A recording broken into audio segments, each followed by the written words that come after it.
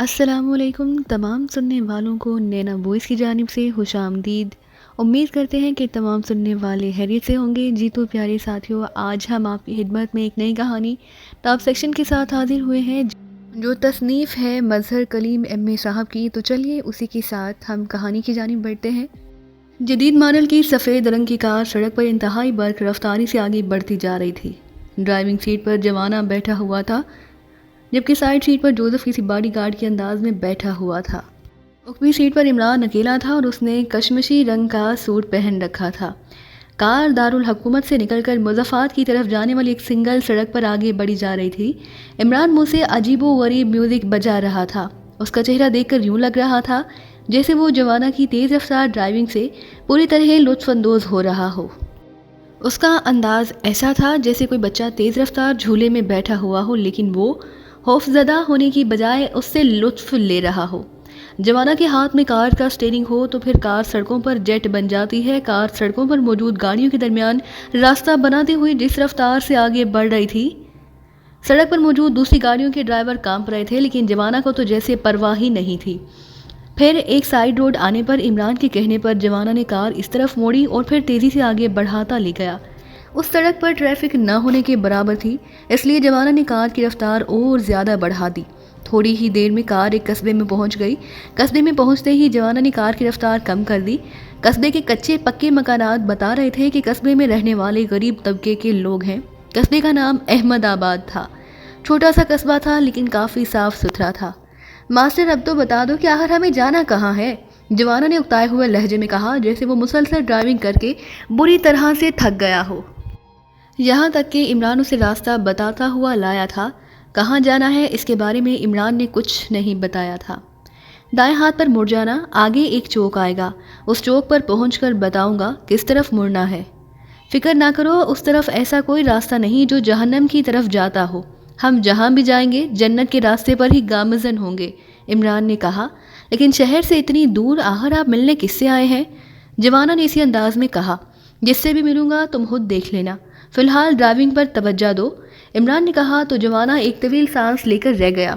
वो आगे जाकर मुड़ा और एक चौराहे पर पहुंच गया।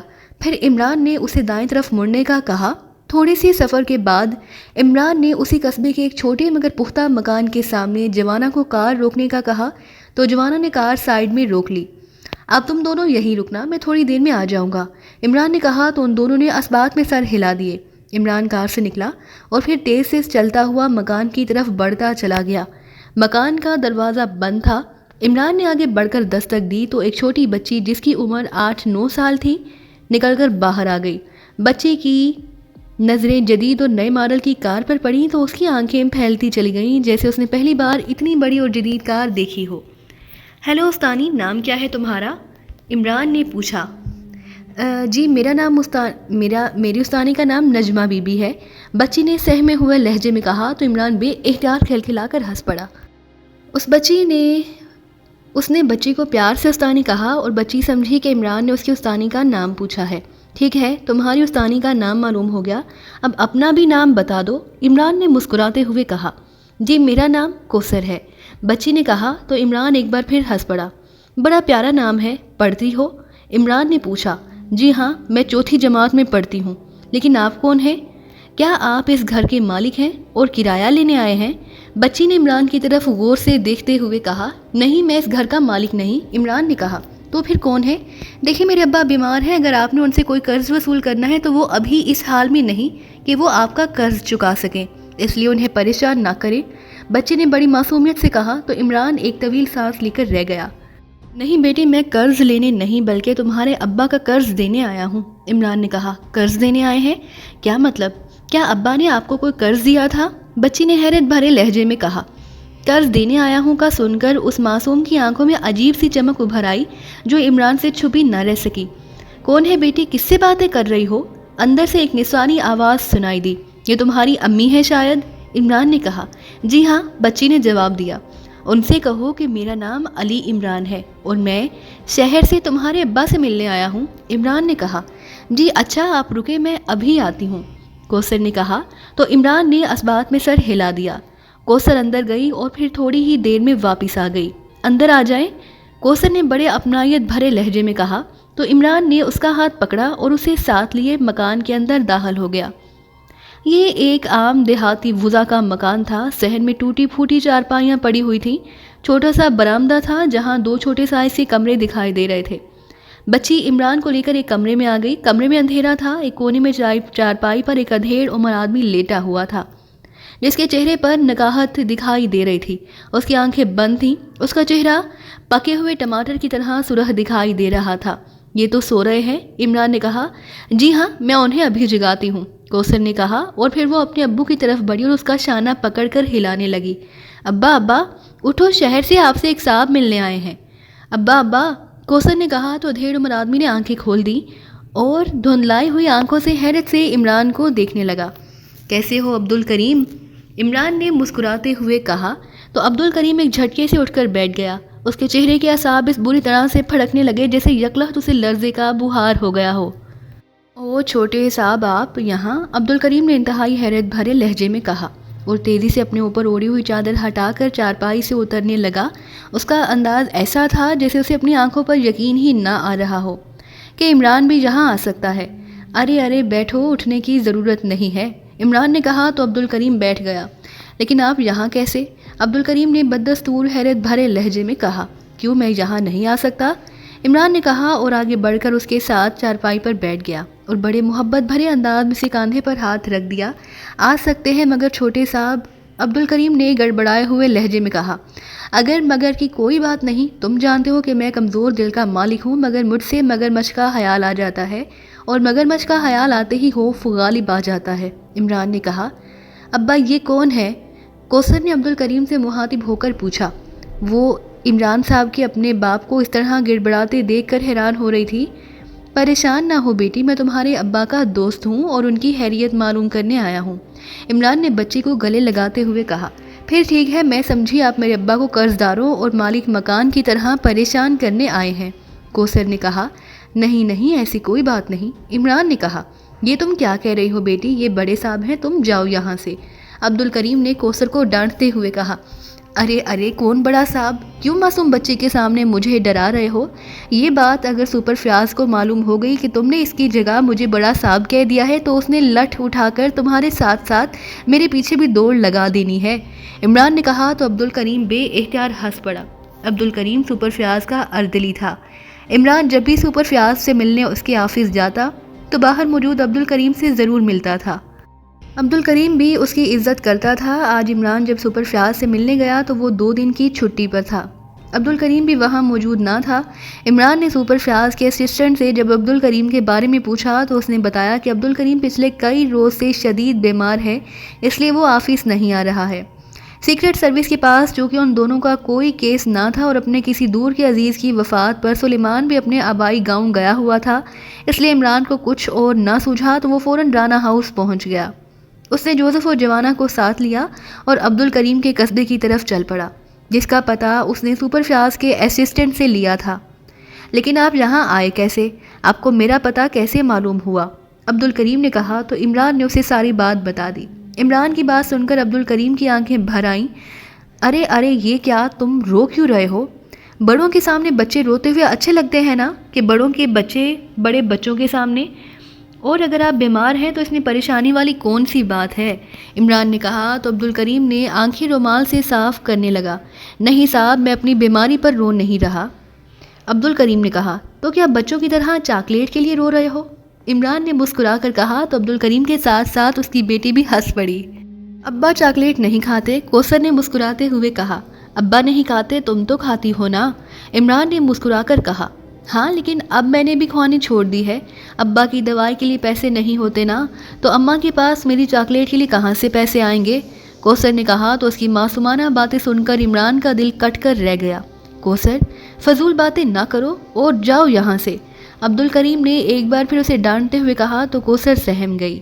نہیں نہیں، اس بیچارے کو کیوں ڈانٹ رہے ہو؟ بچے تو معصوم ہوتے ہیں، ہمیشہ سچ اور دل کی بات کہتے ہیں، عمران نے کہا۔ اس نے جب سے 100 کا نوٹ نکال کر کوثر کو دیا۔ یہ لو بیٹی، تم نے تو چاکلیٹ کھانی چھوڑ دی ہے، لیکن میری عادت ہے کہ جب تک میں چاکلیٹ نہ کھا لوں مجھے سکون نہیں ملتا، اس لیے جا کر میرے لیے چاکلیٹ لے آؤ۔ عمران نے کہا وہ جانتا تھا کہ اگر اس نے کوثر سے کہا کہ وہ اپنے لیے چاکلیٹ لے آئے تو شاید وہ اس سے نوٹ لینے سے ہی انکار کر دیتی۔ یہ آپ کیا کر رہے ہیں عمران صاحب؟ عبدالکریم نے احتجاج بھرے لہجے میں کہا۔ کیوں میں آپ کی بیٹی سے اپنے لیے چاکلیٹ نہیں منگوا سکتا؟ عمران نے کہا تو عبدالکریم نے بے اختیار ہونٹ بھینچ لیے۔ جاؤ بیٹی، اس سے پہلے کہ میرے دانت کھٹے ہو جائیں مجھے جلدی سے چاکلیٹ لا دو تاکہ میں دانتوں کو میٹھا کر سکوں۔ عمران نے کہا جی اچھا، میں ابھی گئی اور ابھی آئی، کوثر نے کہا اور 100 کا نوٹ لے کر دوڑتی ہوئی باہر چلی گئی۔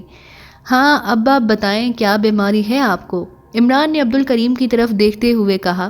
پتہ نہیں صاحب کیا بیماری ہے، بس بخار سا رہتا ہے اور یہ بخار کسی طرح سے ختم ہونے کا نام ہی نہیں لے رہا۔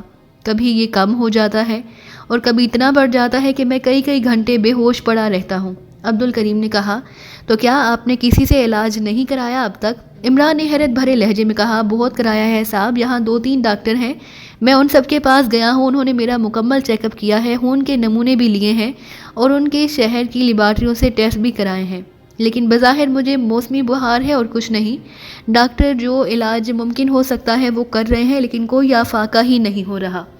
آج 10 دن ہو گئے ہیں مجھے بستر پر پڑے ہوئے، عبدالکریم نے تفصیل بتاتے ہوئے کہا۔ تو شہر کے کسی بڑے ڈاکٹر سے آپ علاج کیوں نہیں کراتے؟ یہاں کے ڈاکٹروں نے کیا تشخیص کرنی ہے؟ عمران نے منہ بنا کر کہا نہیں صاحب، ہم بیمار اور غریب لوگ ہیں، یہاں کے ڈاکٹروں سے ہی علاج کرانا مشکل ہو رہا ہے، شہری ڈاکٹروں سے علاج معالجے کے اخراجات میں کدھر سے لاؤں گا؟ آپ کو اس کے لیے سپر فیاض سے بات کرنی چاہیے تھی، یہ اس کا فرض تھا کہ وہ آپ کا شہر میں کسی اچھے ڈاکٹر سے علاج کراتا، عمران نے غصیلے لہجے میں کہا۔ میں نے 1-2 بار صاحب سے بات کرنے کی کوشش کی لیکن وہ تو میرا فون سننے کو ہی تیار نہیں، کوئی نہ کوئی بہانہ بنا کر کال کاٹ دیتے ہیں، عبدالکریم نے کہا۔ ٹھیک ہے، میں دیکھتا ہوں کہ وہ کس طرح تم سے بات نہیں کرتا اور کس طرح تمہارا علاج نہیں کرتا۔ وہ اب یہاں خود آ کر تمہیں اپنے ساتھ لے جائے گا اور تمہارا علاج کرائے گا، اب اسے سرکاری خزانے سے نہیں بلکہ اپنی جیب سے تمہارا علاج کرانا پڑے گا، عمران نے غصیلے لہجے میں کہا۔ اس نے جیب سے سیل فون نکالا اور تیزی سے نمبر پریس کرنے لگا۔ رہنے دیں صاحب، میری وجہ سے آپ انہیں پریشان نہ کریں، عبدالکریم نے کہا۔ نہیں، یہ اس کی ذمہ داری ہے، تم اس کے پرانے اور وفادار ملازم ہو، اسے تمہارا خیال رکھنا چاہیے، عمران نے کہا۔ سپر فیاض بول رہا ہوں۔ رابطہ ملتے ہی سپر فیاض کی نیند بھری آواز سنائی دی، وہ شاید سو رہا تھا۔ دن کے 12 بج گئے ہیں اور تم ابھی تک پڑے سو رہے ہو، نانسنس، عمران نے سر عبدالرحمن کی آواز میں انتہائی کرہت لہجے میں کہا اور اس کے منہ سے سر عبدالرحمن کی آواز سن کر عبدالکریم بری طرح سے چونک پڑا۔ اس نے کچھ کہنے کے لیے منہ کھولا لیکن عمران نے فوراً اس کے منہ پر ہاتھ رکھ دیا۔ او سر، آپ سر عبدالرحمن کی آواز سن کر سپر فیاض کی بوکھلائی ہوئی آواز سنائی دی۔ آپ مت کرو اور یہ بتاؤ کہ تم آفس کیوں نہیں آئے، عمران نے غصیلے لہجے میں کہا۔ وہ سر، میری طبیعت ٹھیک نہیں تھی اس لیے میں نے 2 روز کی رخصت لی ہے، سپر فیاض نے بوکھلائے ہوئے لہجے میں کہا۔ کیا ہوا ہے تمہاری طبیعت کو نانسنس؟ ہارٹ اٹیک آیا ہے یا کسی سانپ نے کاٹ لیا ہے، بولو، عمران نے عبدالرحمن کی طرح دہاڑتے ہوئے کہا۔ نہیں سر، وہ فلو اور بخار ہو گیا تھا، سپر فیاض نے پریشانی کے عالم میں جواب دیا۔ فلو اور بخار کے لیے تم نے 2 دن کی رخصت لے لی؟ نانسنس، تم جانتے ہو کہ آج کل آفس میں کتنا کام بڑا ہوا ہے، تم جس پوسٹ پر ہو تمہارا آفس میں ہونا کس قدر ضروری ہے اور تم کام سے جان چھڑانے کے لیے فلو اور معمولی بخار کا بہانہ بنا کر گھر میں آرام کر رہے ہو، عمران نے انتہائی غصیلے لہجے میں کہا۔ میں بہانہ نہیں بنا رہا ہوں سر، میں سچ کہہ رہا ہوں، میری طبیعت، سپر فیاض نے کہا۔ اس کی آواز سے محسوس ہو رہا تھا کہ وہ واقعی علیل ہے اور بڑی مشکل سے بات کر رہا ہے۔ شٹ اپ یو نانسنس، میں کچھ نہیں جانتا، فوراً آفس پہنچو اور اپنی رخصت کینسل کراؤ۔ میں نے تمہیں آصف کرمانی سمیت قاتل کا کیس دیا تھا، اس کا کیا کیا ہے تم نے، عمران نے کہا۔ وہ سر، میں اسی پر کام کر رہا ہوں لیکن سپر فیاض کی آواز سنائی دی۔ رپورٹ تیار کی ہے تم نے اس پر، عمران نے پوچھا۔ نو سر، ابھی تحقیقات جاری ہیں، تحقیقات پوری ہوتے ہی میں رپورٹ بنا کر آپ کو پیش کر دوں گا، سپر فیاض نے من مناتے ہوئے کہا۔ نہیں، مجھے جلد سے جلد رپورٹ چاہیے، فوراً آفس پہنچو اور اب تک تم نے اس کیس پر جتنا کام کیا ہے اس کی رپورٹ تیار کرو، مجھے جلد سے جلد رپورٹ چاہیے، مجھے ہر حال میں 2 روز میں مکمل رپورٹ چاہیے، ابھی چھٹی واپس لو اور آج سے بلکہ ابھی سے کام شروع کر دو۔ اگر مجھے جلد سے جلد رپورٹ نہ ملی تو پھر میں تمہیں خود ہی چھٹی دے دوں گا، وہ بھی عمر بھر کے لیے، سمجھے تم، عمران نے کہا۔ یس سر، میں ابھی آفس آتا ہوں، مجھے تمہارے اسسٹنٹ نے بتایا ہے کہ تمہارا اردلی عبد الکریم بھی رخصت پر ہے اور کئی روز سے آفس نہیں آ رہا، جبکہ اس نے تم سے صرف 2 روز کی رخصت لی تھی۔